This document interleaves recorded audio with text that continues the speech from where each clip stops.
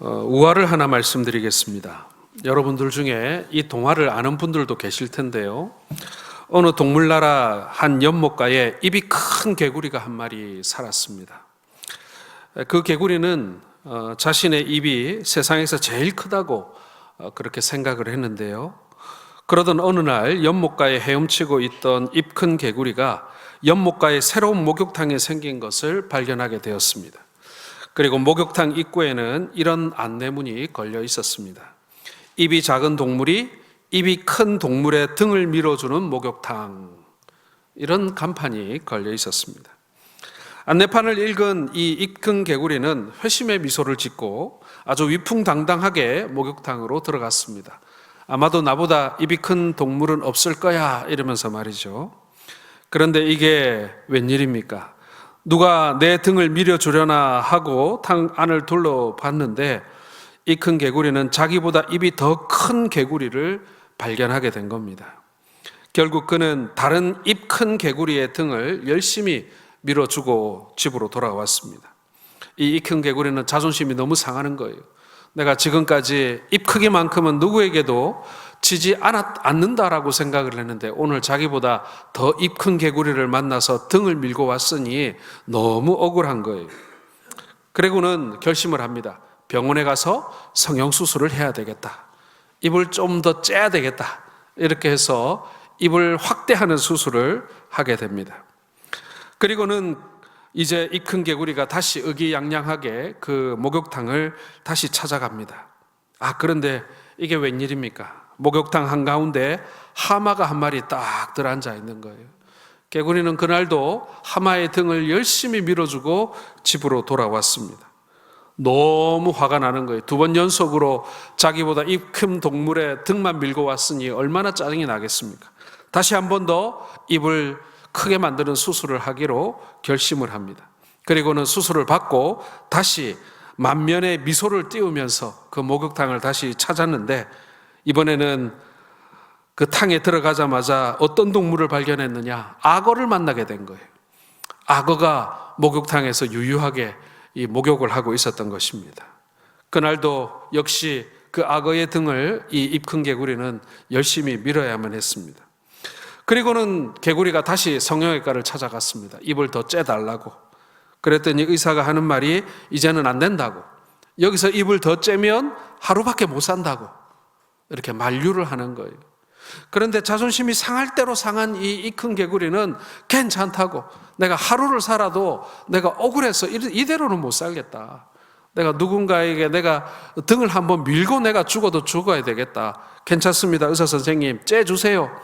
이러고는 마지막으로 수술을 하고 그 목욕탕으로 다시 간 겁니다. 자, 그런데 목욕탕 문 앞에 이런 안내 간판이 걸려 있는 것입니다. 금일 휴업. 하루밖에 못 산다는데 그날 목욕탕이 문을 닫은 것입니다. 여러분, 좀 우스갯소리입니다만은 하나님이 쓰시는 사람과 하나님이 버리시는 사람의 특징 중에 하나가 뭐냐면요, 나를 의지하느냐 아니면 하나님을 의지하느냐입니다. 나의 자존심, 그리고 내가 가지고 있는 어떤 자긍심, 나의 프라이드, 나의 어떤 과거, 이런 것들을 계속 곱씹으면서 그것으로 스스로의 위로를 삼으면서 스스로의 자존감을 키워가다 보면요, 이것이 나중에는 하나님을 만족해하는 인생이 아니라 나를 만족해하는 인생이 되고, 하나님 보시기에 어떨까가 아니라 사람들이 보기에 어떨까, 그리고 더 나아가서 내가 생각하기에 만족스러워야 비로소 만족이 되는, 정말 끝없이 먹어도 배고프고 마셔도 목마른 그런 상태에 빠지게 되는 것입니다. 자기만을 의지하는 사람, 자기가 기준이 되는 사람은 결국 아무리 발버둥 쳐도 결국에는 망하게 되는 것입니다. 그리고 그 불만을 진정시킬 수가 없는 거예요. 왜냐하면 끊임없이 남과 비교하기 때문에 조금이라도 남이 나보다 잘 됐거나 조금이라도 나보다 앞서는 사람을 보면 분노하고 견디지 못해서 인생을 화내면서 낭비하는 그런 인생을 살게 되는 것입니다. 하나님은 사울로 이스라엘 왕 삼은 것을 후회하셨습니다. 결국 사울은 하나님께 버림을 받게 되었어요. 사울이 하나님께 버림받은 이유는 무엇이었냐면 스스로가 자신의 인생의 기준이었기 때문에 그런 것입니다. 그러다 보니 자기를 계속 높여야만 했어요. 자기를 계속 존경받고 존중받고 그리고 사람들 위해 권위하는 자리에 계속 높여야만 했습니다. 자기만큼 인기 있거나 자기만큼 사람들에게 인정받는 사람이 등장하는 것을 견디지를 못하는 것이죠. 그래서 하나님은 사울을 버리시고 이새의 마지막 아들인 다윗을 선택하셨던 것입니다. 오늘 우리는 본문을 통해서 하나님은 어떤 사람을 택하셔서 사용하시는지 함께 살펴보면서 우리가 사울이 되어가는지 아니면 다윗이 되어가는지, 우리는 하나님이 원하시는 하나님의 기준에 따라 만들어서 가는 인생인지 아니면 내가 만들어 놓은 나의 인생의 기준을 따라 나는 내 인생을 지금 풀어가고 있는 것인지, 어디가 망할 길이고 어디가 흥할 길인지 함께 상고해보는 그런 시간이 되기를 소원합니다. 첫 번째로 여러분, 하나님은 외모를 보지 않으시고 어디를 보신다고요? 중심을 보신다라는 것입니다. 자, 7절 같이 읽겠습니다. 여호와께서 사무엘에게 이르시되 그의 용모와 키를 보지 말라. 내가 보는 것은 사람과 같지 아니하니 사람은 외모를 보거니와 나 여호와는 중심을 보느니라 하시더라. 자, 사울이 선택될 때의 모습이 어땠는지 여러분 혹시 알고 계십니까? 사울은요, 외모가 준수한 사람이라고 성경 기록하고 있어요. 키도 크고 외모도 준수해서 누가 봐도 장군감이다 이런 생각이 들 만한 사람이었다는 거예요. 사무엘상 10장 23절에 보게 되면 그들이 달려가서 거기서 그를 데려오매 그가 백성 중에 서니 다른 사람보다 어깨 위만큼 컸더라. 키가 일단 컸다는 얘기예요. 머리도 하나 정도 더 클 정도로 사람들 사이에서 뛰어나 보였습니다. 사울은 모든 백성들 중에 짝하리가 없을 정도로 외모가 준수한 사람이었다. 이렇게 성경에 나와요. 그러나 결국에는 하나님께 버림을 받았다. 이게 우리가 알고 있는 결론입니다. 사무엘은 그것을 교훈받지 못했던 것 같아요. 하나님의 명령대로 새로운 왕을 선택하여 기름 붓기 위해서 이새의 집을 찾아갔습니다. 제일 먼저 첫째 아들 엘리압이 나왔습니다. 그런데 사무엘이 보기에, 한눈에 보기에도 이 엘리압이 좋은 외모를 가지고 있었던 것 같습니다. 그래서 이 사람이 하나님이 선택한 사람이구나, 옳구나, 내가 보기에도 이 정도는 돼야지 라는 마음이 들 정도로 아마 이 엘리압이 마음에 흡족했던 것 같아요. 자, 그러나 하나님의 음성은 그렇지 않았습니다. 용모와 신장을 보지 말고 그 중심을 보라는 것이었죠. 여러분, 사실 우리가 사람을 보는데요 많이 서투릅니다. 저도 마찬가지예요. 저도 사람 보는 눈이 참 어둡다 이런 생각이 들 때가 많이 있습니다. 여러분들도 저 사람이 저럴 줄 몰랐네, 이 사람이 이렇게 될 줄 몰랐네, 그런 경우들이 왕왕 있지 않습니까? 제가 대학교를 탁 들어갔는데 저는 이제 중고등학교 때부터 SFC를 했으니까 대학을 가서도 이제 SFC에 들어갔어요. SFC에 들어가니까 여러 교회 또 우리 고신교단이 아닌 다른 교파에서 온 친구들도 모여 있고 한 학년에 한 40-50명 이렇게 될 정도로 많은 학생들이 모였는데 열심히 신앙생활을 하는 친구도 있었지만 설렁설렁 놀맨 하면서 신앙생활을 하는 친구들도 있더라고요. 그중에 좀 키가 작은 두 친구가 있었는데 이 두 친구가 이제 과도 같았고 이제 나이도 같은 이제 친구라서 이제 잘 어울렸는데, 이 친구들은 맨날 예배 드리거나 모임할 때 보면은 잘 안 오고 늦게 오고, 그리고 또 이렇게 기도하는 모임이나 수련회 같은데 그런데 잘 안 가고, 또 어떤 날 보면은 또 학교 돌아다니는 거 보면 얼굴이 벌겋게 술이 취해가지고 이렇게 돌아다니기도 하고, 쟤네들도 예수 믿는 애들인가? 쟤네들도 SFC에 들어왔나? 저 어쩌려고 저러고 다니나? 제가 혀를 찬 적이 한두 번이 아니었습니다. 그리고는 1학년을 마치고 저는 군대를 가게 되었어요. 군대를 갔다 왔는데 이제 그 친구가 어떻게 돼 있나? 근데 그 친구가 키가 좀 작았어요. 160이 안 되면은 그 면제되는 거 아시죠? 그래가지고 이 친구는 군대를 안 간 거예요. 그래서 제가 이제 복학을 했더니 이 친구는 이제 대학을 졸업을 한 거예요. 근데 뭐가 돼 있었느냐? SFC 간사가 돼 있는 거예요. 예, 얼마나 신앙생활을 열심히 하고 신실하게 했는지 SFC 간사가 되어서 찬양팀을 인도하고 성경 공부를 인도하고 학생들을 가르치고 있는 거예요.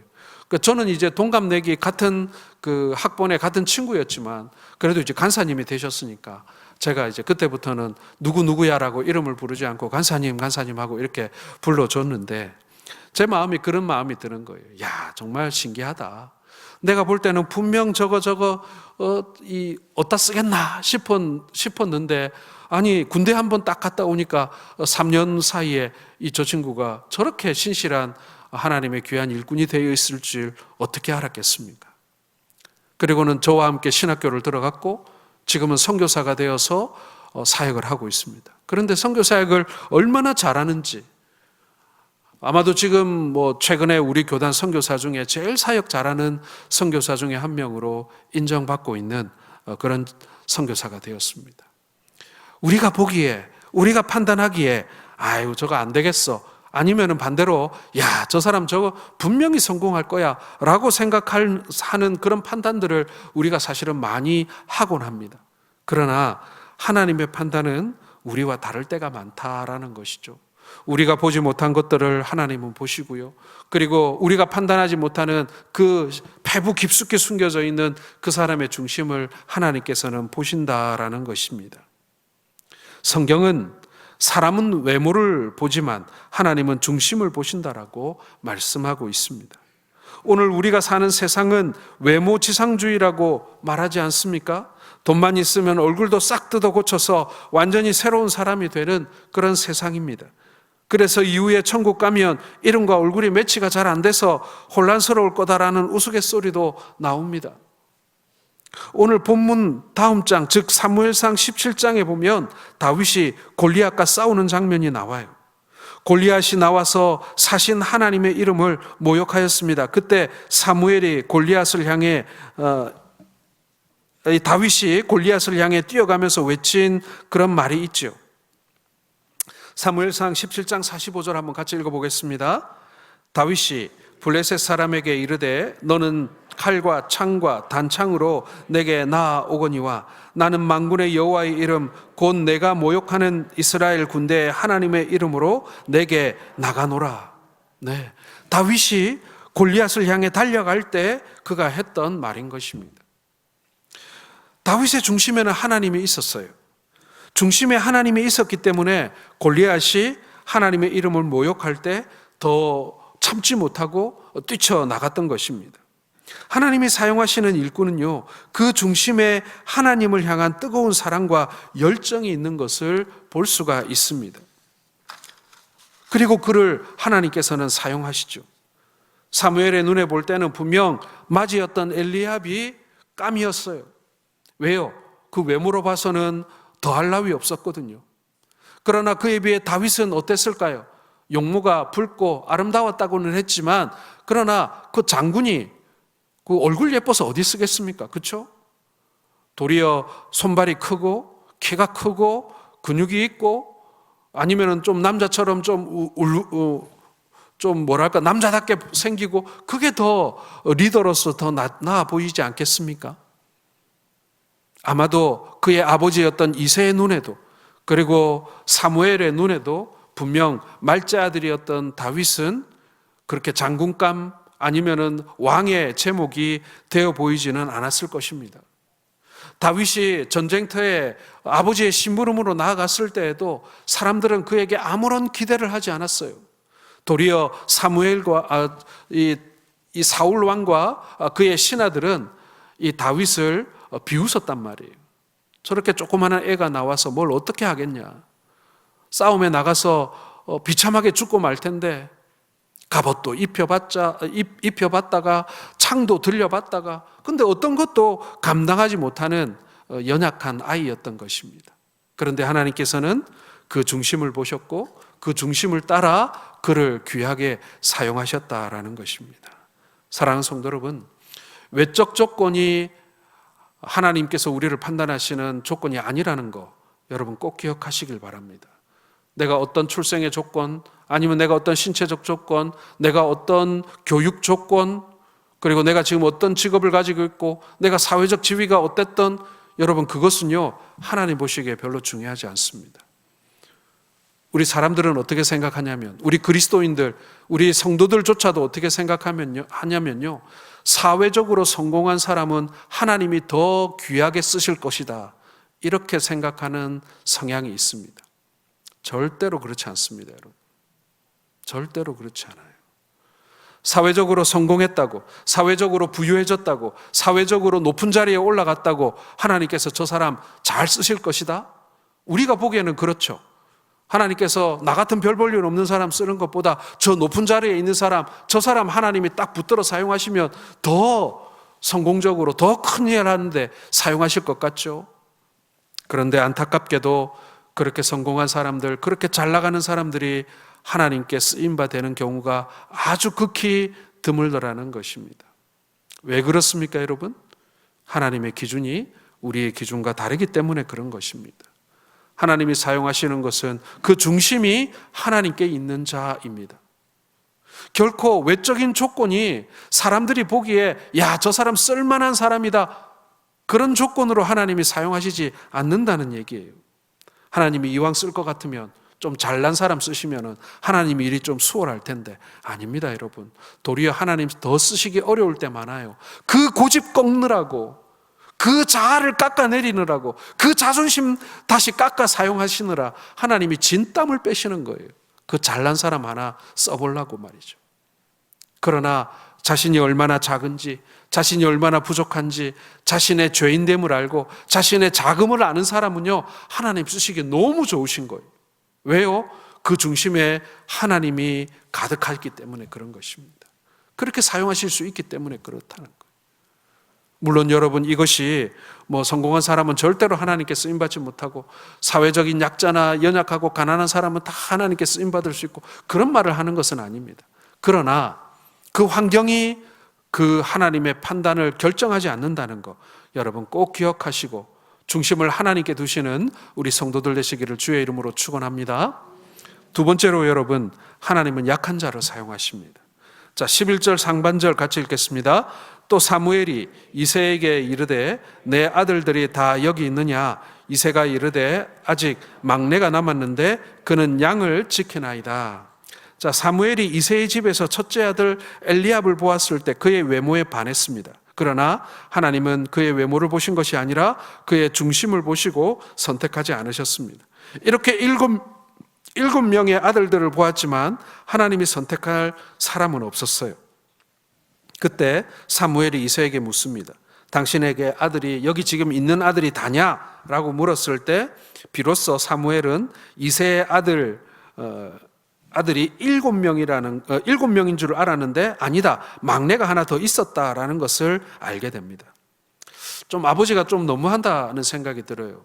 이 아버지 이새가 이 선지자에게 이 막내 아들은 보여줄 필요도 없다, 이렇게 판단했던 것 같아요. 너무 별 볼 일 없는 아이다, 너무 감이 안 된다, 내가 낳은 아들이지만 얘는, 이 막내는 7째까지는 모르겠는데 이 8째 말째는 이 선지자에게 보여주나 마나다, 없는 아들 셈 친 거예요. 여러분, 얼마나 이 아들로서 속이 상했을까요? 아마도 다윗은 아이고 나 같은 막내는 1명 정도 없어도 되지, 그렇게 생각했을지도 모르겠어요. 그래서 사무엘 앞에 세워질 기회조차도 갖지 못했던 것입니다. 그러나 하나님은 아버지가 혹은 사람들이 별 볼 일 없는 사람이라고 생각했을 법한 그 별 볼 일 없는 사람을 선택하셨다라는 것입니다. 즉 하나님은 이 사람을 선택하실 때 약한 사람이라고 해서 무시하고 강한 사람이라고 해서 더 귀하게 들어 쓰지 않으신다라는 것입니다. 오히려 하나님께서는 약한 자를 더 선호하신다. 이유가 무엇입니까? 스스로 성취했다, 스스로 이루었다 교만해지지 않기 때문에 그런 것입니다. 약해져 본 사람, 바닥에 이르러 본 사람, 그리고 자신이 얼마나 작은지를 깨달은 사람은요 하나님이 역사하실 때 이거 내가 한 게 아니라 하나님이 하셨다라는 것을 잘 아는 사람이 되는 것입니다. 그러므로 하나님께서 쓰시기 좋은 사람이다라는 것이죠. 고린도후서 12장 9절을 한번 같이 읽어보겠습니다. 나에게 이르시기를 내 은혜가 내게 족하도다. 이는 내 능력이 약한 데서 온전하여 짐이라 하신지라. 그러므로 도리어 크게 기뻐함으로 나의 여러 약한 것들에 대하여 자랑하리니 이는 그리스도의 능력이 내게 머물게 하려 함이라. 아멘. 사도 바울에게도 육체의 약함이 있었습니다. 그에게는 이것이 자랑거리가 아니었어요. 도리어 감추고 싶은 그런 내밀한 사생활이었습니다. 사도 바울은 내세울 것도 많죠. 출생, 시민권, 그리고 또 그가 배웠던 어떤 그 학문적 배경, 이런 것들이요. 그는 최고의 학부, 좋은 가문, 그리고 사회적 신분도 보장되어져 있는 여러모로 내세울 게 많은 사람이었지만, 그러나 사도 바울에게 있어서 자기에게 가장 중요한 문제, 그리고 그 은혜가 충만했던 것은 바로 자신의 그 약한 면에서부터 출발했다라는 것입니다. 그 약한 자를 사용하시는 하나님을 통해서 하나님의 은혜가 무엇인지를 분명히 알게 되었다라는 것이죠. 사랑하는 성도 여러분, 여러분들도 장점이 있고 단점이 있습니다. 저도 장점이 있고 단점이 있습니다. 그런데 하나님께서는 나의 장점을 사용하실까요? 나의 단점을 사용하실까요? 우리 하나님께서는 어찌된 영문인지 나의 단점을 주로 사용하신다라는 것입니다. 왜 그렇겠어요? 나의 장점을 사용하면요, 내가 스스로 그래 나는 이만큼 잘났지, 나는 이거만큼은 잘하지 라고 생각하기 때문에요, 은혜가 옅어져 버리는 거예요. 그러나 나의 약함을 하나님 사용하실 때 하나님의 은혜가 분명히 드러나기 때문에 그런 것입니다. 약함이 바로 하나님께 쓰임받을 수 있는 가장 중요한 조건이 되기 때문에, 그러므로 약함을 원망할 게 아니라 그 약함을 붙들고 기도하시는 우리 성도들 되시기를 주님의 이름으로 축원합니다. 너무 약한 거 혹은 부족한 거 여러분 감추려고만 그러지 마세요. 그게 하나님이 여러분들을 사용하실 수 있는 이유가 된다니까요. 도리어 사람들이 좀 알아줬으면 하는 거 있죠. 그런데 그거 하나님 사용하실 것 같습니까? 아닙니다, 여러분. 여러분들이 누가 좀 알아줬으면 좋겠고, 누가 좀 대신 좀 자랑해 줬으면 좋겠고, 아이고 내 입으로 말하기에는 간지러운데 사람들이 좀 해줬으면 좋겠는, 그걸 하나님이 여러분들 쓰실 것 같습니까? 아닙니다, 여러분. 그거는요, 사람들한테 영광 다 받고 사람들한테 영광 다 돌리고 끝납니다.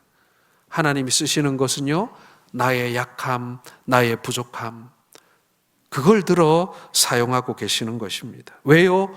우리가 교만하여 하나님을 모른다 할까봐 하나님께서는 그렇게 염려하시기 때문에 그런 것입니다. 사랑하는 성도 여러분, 약한 것을 감추려고만 하지 마시고 그것을 들어 사용하시는 우리 하나님의 그 손길을 기대하시는 우리 모든 성도들 되시기를 바랍니다. 세 번째로 여러분, 하나님은요, 자기 자리를 지킬 줄 아는 사람을 사용하십니다. 자, 11절 읽겠습니다. 이새가 이르되 아직 막내가 남았는데 그는 양을 지키나이다. 여러분이 만약 다윗이라면 어떨까요? 되게 속상할 것 같지 않습니까? 형들은 다 지금 그 사무엘이면은 정말 이스라엘의 최고의 그 권위자 아니겠습니까? 그 당시에는 왕이 없었기 때문에 선지자가 곧 왕과 대제사장의 역할을 겸하여 하고 있었습니다. 그러니까 우리 집에 우리나라에서 가장 이 우두머리인 정치인이 찾아오고 그 왕이 찾아온 거죠. 그리고 또 한편으로는 종교적으로 가장 존경받는 대제사장이 우리 집을 찾아온 거예요. 그래서 그 제사를 지내겠다고 하고 그 잔치상에 가족들을 다 초대한 거예요. 그런데 형들만 초대하고 나는 빼놓고 나보고는 양치고 있어라. 아버지와 형들이 얼마나 원망스러웠을까. 이런 인간적인 생각을 우리는 충분히 할 수 있습니다. 자, 그런데 아마도 이 소식을 듣고 있던 양을 치던 다윗도 분명히 이 상황을 알고 있었을 것입니다. 뭐 요즘처럼 핸드폰이 있던 시대가 아니라 할지라도 갑자기 같이 일하고 있고 양을 지키던 형들이 아버지한테 다 불려갔단 말이에요. 그러면서 아버지가 빨리 와서 목욕하고 제일 좋은 옷으로 꺼내 입고 모여라 이렇게 했으니 알았겠죠. 근데 왜 아버지가 나는 안 불렀을까? 알고 보니 사무엘 선지자가 우리 집에 찾아온 거예요. 만약 다윗도 왕이 되고 싶거나 그리고 지금 집에서 벌어지고 있는 일에 관심이 있었다면 아마도 다른 목동들에게 다윗만 있었겠어요? 다른 종들도 있었겠죠. 그 종들에게 양을 맡기고 한 걸음에 집에 달려와서 아버지 나도 끼워주세요. 충분히 그럴 수 있지 않았겠습니까? 그런데 다윗은 그러지 않았다는 거예요. 아버지의 분부대로 그저 양을 지키고 있었습니다. 묵묵히 자기가 맡은 일에 충성을 다하고 있었습니다. 여러분 기억하시기 바랍니다. 하나님의 일이란 높은 것도 없고 낮은 것도 없습니다. 귀한 것도 없고 천한 것도 없습니다. 자신이 맡은 그 자리에서 최선을 다하면 하나님은 그것을 기억하시고 복 주시는 것을 여러분 기억하시기를 바랍니다. 사역의 경중을 따지지 마세요. 사역의 귀천을 여러분들이 판단하지 마세요. 하나님 보시기에는요, 가장 별 볼 일 없고 숨겨져 있는 그 일이 하나님께 가장 상급이 큰 일일 수도 있다라는 거, 분명히 그럴 것이다라는 거 여러분 기억하시길 바랍니다. 사람들한테 존경받고 박수받는 자리, 사람들한테 그 영광 다 받았어요. 하나님께 받을 것이 없습니다. 그러나 사람들이 알아주지 않고 기억해 주지 않는 그 자리, 하나님이 기억하여 하나님이 다 갚아주실 줄로 믿습니다. 사람들이 주는 영광 그저 한순간에 환호와 박수 소리로 끝나버립니다. 그러나 하나님이 주시는 영광은요, 세세토록 변하지 않는 영원토록 빛나는 면류관이 될 줄로 믿습니다. 여러분 그걸 우리가 사모하실 수 있기를 바랍니다. 마태복음 25장 21절을 한번 같이 읽겠습니다. 그 주인이 이르되 잘하였도다 착하고 충성된 종아, 내가 적은 일에 충성하였음에 내가 많은 것을 내게 맡기리니 내 주인의 즐거움에 참여할지어다. 아멘. 우리 하나님께서는요, 적은 일에 충성하는 것을 더 귀하게 여기시고 더 많은 것을 맡기시고 더 많은 것으로 갚아주시는 분이라는 걸 여러분 꼭 기억하십시오. 하나님은 오늘도 자신이 맡은 자리에서 최선을 다하는 사람을 사용하십니다. 높은 자리, 빛나 보이는 자리만 바라볼 것이 아니라 현재 내가 있는 자리에서 충성을 다하고 있으면 하나님은 그것을 기억하시고 사용하신다는 것, 여러분 이게 진리라는 것 여러분 꼭 기억하시기를 바랍니다.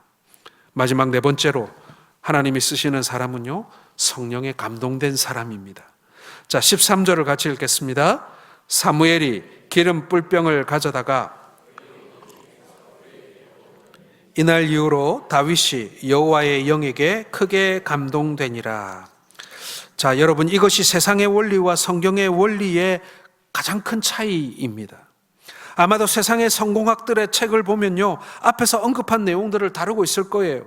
그러나 성령에 감동된 사람이 하나님께 쓰임받는다라는 것은요, 서점에 있는 책엔 나오지 않아요. 오직 성경에만 나오는 이야기입니다.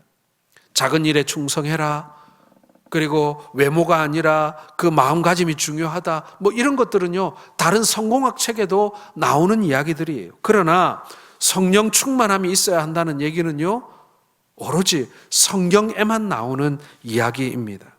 그러므로 여러분 성령님을 사모하시기를 바랍니다. 하나님은 영이십니다. 때문에 하나님은 영적인 사람을 사용하시는 거예요. 육신에 매여 있는 사람을 하나님은 결코 사용하시지 않습니다. 100가지의 성공의 조건을 다 갖춘 사람이라 할지라도 한 가지 영적이지 않고 영에 대하여 무지한 사람이라면 하나님이 쓰실 수가 없다는 것입니다.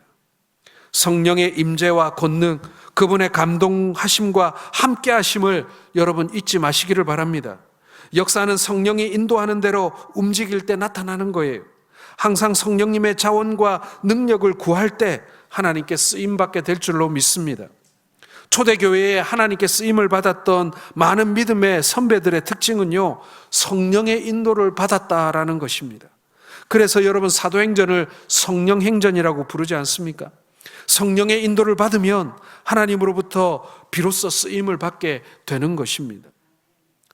제 아무리 그 마음이 겸손하고 제가 앞에 말씀드린 대로 그 모든 하나님의 쓰임의 조건을 다 갖췄다 할지라도 성령님이 그 안에 내주하여 있지 않은 사람은 결단코 하나님의 쓰임의 대상이 될 수가 없다라는 거예요. 그러므로 여러분, 항상 성령에 민감하고 성령의 인도를 받으려고 애쓰시는, 그것을 구하고 기도하시는 우리 성도들 되시기를 주님의 이름으로 축원합니다. 여러분, 하나님께서는요, 불가능할 것 같은 우리의 성품, 우리의 기질조차도 성령으로 고쳐 사용하시는 분이심을 여러분 믿으시길 바랍니다. 저거 안 고쳐져? 저 버릇 어디 남주겠어? 타고난 본성이 그런데? 아닙니다, 여러분.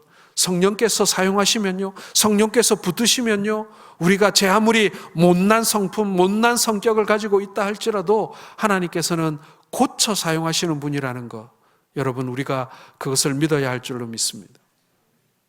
우리 성령님의 능력을 과소평가하지 마십시오, 여러분. 사람들이 생각하기에 야, 저 사람 성공할 만하다. 아닙니다, 여러분. 그 안에 성령이 없으면요, 말짱꽝입니다. 제 아무리 세상 최고의 부자고 세상 최고의 학부를 나왔어도요, 그 안에 성령이 없으면 아무 하나님께 도움이 되지 않습니다. 하나님 나라에 일도 도움이 되지 않습니다. 그러나 비록 사람들이 보기에는 사모할 것이 없어 보일지라도, 심지어는 식사의 자리에 초대받지 못하는 사람이라 할지라도 그 중심에 하나님이 계시고, 그리고 그 안에 성령이 충만하게 될 때 하나님께서는 그 사람을 반드시 사용하시는 하나님이심을 여러분 믿으시길 바랍니다.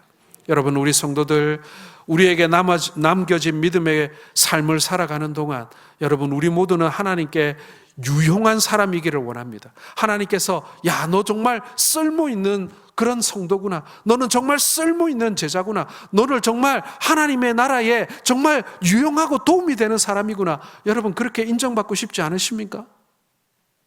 그러한 인정을 받기 위해서는요, 사람들이 나를 어떻게 생각하나, 사람들이 나를 어떻게 봐줄까, 그거 여러분 신경 쓰지 마세요.